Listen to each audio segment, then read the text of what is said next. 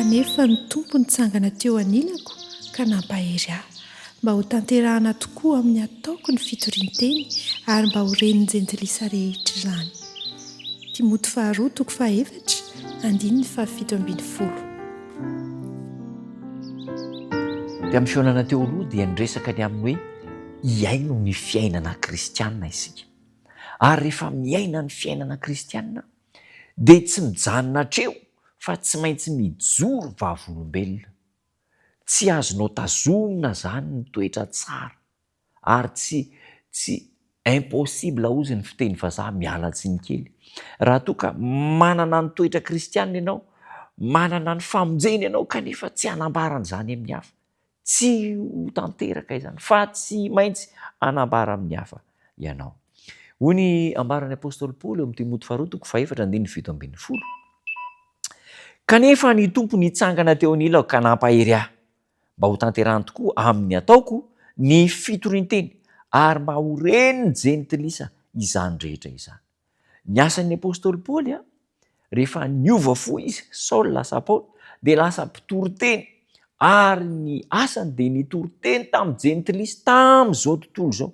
Nisy dia 3 lehibe nataon'ny apôstôly Paoly, voyage lehibe anankitelo mitety an'izao tontolo izao ny apôstôly Paoly. Ary ny anton'le dia voyage dia fitoriana ny tenin'Andriamanitra.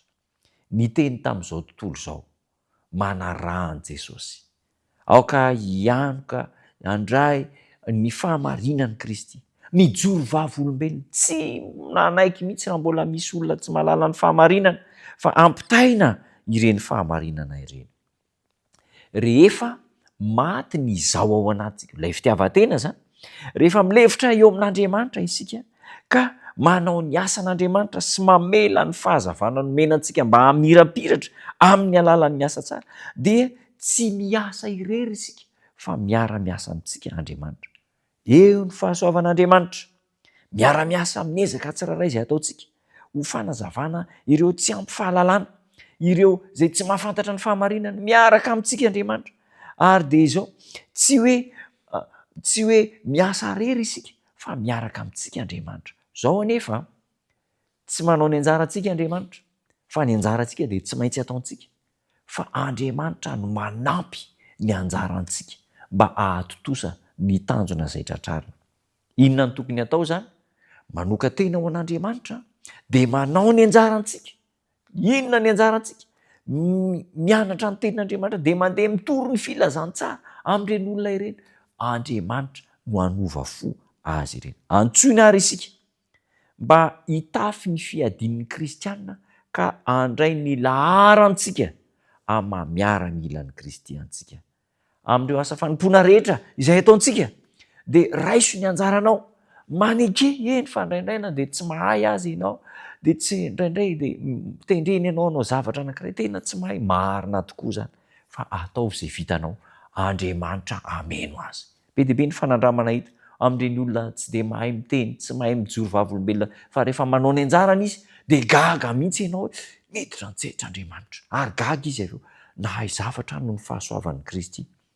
Mijoro vavolombelona, aparitao ny afatr'Andriamanitra, ataovy ny anjaranao, fa anampy anao Andriamanitra, hamery antsika Andriamanitra. Ho tanteraka aminao zany, ho zava-misy mihitsy fa tsy hoe firariantsio fotsiny, fa ho tanteraka aminao, manaova fanandramana, ary tsy fanandramana fotsiny fa tena fiainana, dia ho hitanao fa amin'ny alalanao, amin'ny alalako havita zava-mahagaga lehibe Andriamanitra. Hivavaka isika. Saotra tompo tsara fa manome toky sy antoka fa miaraka aminay, manampy anay ianao ary manome fahombiazana amin'ny asa rehetra izay atao. Ampio zahay, reseo lahatra mba hiara-miasa mahomby aminao ka ny asa rehetra izay ataonay dia hisalovananao mba hitondra fandresena ao anay tsiraray avy. Io namako izay manaraka izao fandarana izao, hamasino ny fiainany ary ataovy mahita fandresena isan'andro izy, amin'ny anaran'i Jesosy Tompo. Amen.